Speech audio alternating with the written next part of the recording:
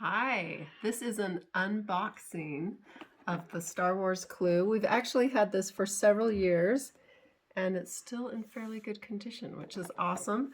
Some of the selling points of this, I want to show you what it looks like set up. It goes into a three-dimensional, what is that, the Death Star, I guess.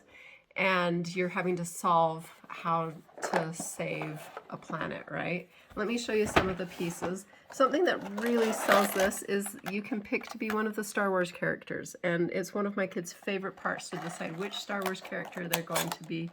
These are the pieces that set up. It gets to be about this big, and it is really fun. My son that is he started really liking it when he was around 9 and loves to play this anytime he can. Yeah, it's a family favorite.